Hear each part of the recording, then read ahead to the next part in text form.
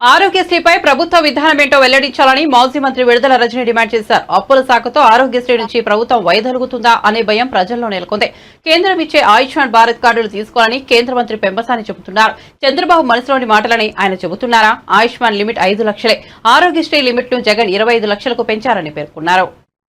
MP గారు, union minister గారు మొన్న వారు మాట్లాడుతూ ఉన్నారు. ఏమని మాట్లాడుతూ ఉన్నారు? ఆరోగ్యశ్రీకి డబ్బులు లేవని, పేషెంట్లకు వైద్యం అందించలేమని, నెట్వర్క్ హాస్పిటల్కి డబ్బులు ఇవ్వలేమని, అందరూ ఆయుష్మాన్ భారత్ కార్డులు తీసుకోవాలని చెప్పి వారు మాట్లాడుతూ ఉన్నారు. అసలు ఇక్కడ నాకు ఒక అనుమానం అనిపిస్తా ఉంది. కూటమి ప్రభుత్వంలోని ముఖ్యమంత్రి చంద్రబాబు నాయుడు గారు ఏమైనా వారి మనస్సులో ఉన్నటువంటి మాటల్ని మరి ఈ మంత్రుల ద్వారా ఏమన్నా ఎక్స్ప్రెస్ చేయిస్తున్నారా అనేటువంటి అనుమానం కూడా మాకు కలుగుతా ఉంది. ఏమని? హెల్త్ వాళ్ళకంత ప్రయారిటీ కాదని, మరి ఆరోగ్యశ్రీని ఏమైనా వైండప్ చేస్తున్నారనేటువంటి ఒక అనుమానం కూడా మనకు కలుగుతా ఉంది. ఆయుష్మాన్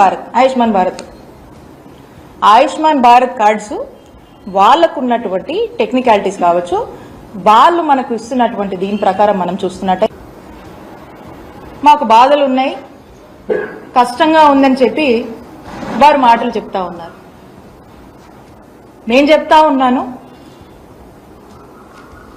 గత ప్రభుత్వంలో అంటే చంద్రబాబు నాయుడు గారి హయాంలో 2014 నుంచి 19 వరకు వాళ్ళ హయాంలో వాళ్ళు మిగిల్చినటువంటి బకాయిలు 632 కోట్లుంటే ఆ బకాయిల్ని ఏమాత్రం కూడా మేము సాకులు చెప్పకుండా మేము బాధ్యత తీసుకొని మా జగన్మోహన్ రెడ్డి గారు, మా నాయకుడు జగన్మోహన్ రెడ్డి గారు వాటిని క్లియర్ చేసి 1050 ప్రొసీజర్స్ ని 3257 ప్రొసీజర్స్ కి పెంచి సంవత్సరానికి 1000 కోట్లు మీ హయాంలో మీరు ఖర్చు పెడితే 3000 కోట్ల వరకు కూడా ఖర్చు పెట్టి బ్రహ్మాండంగా రాష్ట్ర ప్రజలందరికీ కూడా వైద్య సేవలు అందించినటువంటి ఘనత జగన్మోహన్ రెడ్డి గారి ప్రభుత్వానికి దక్కింది.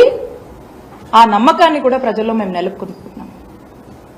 మరి ఈ రోజున ఈ సాకులు చెప్తూ ఏవో అప్పులున్నాయని చెప్పి, ఏదో బకాయిలున్నాయని చెప్పి మీరు మీ బాధ్యత నుంచి ఏమైనా వైదొలుగుతున్నారా?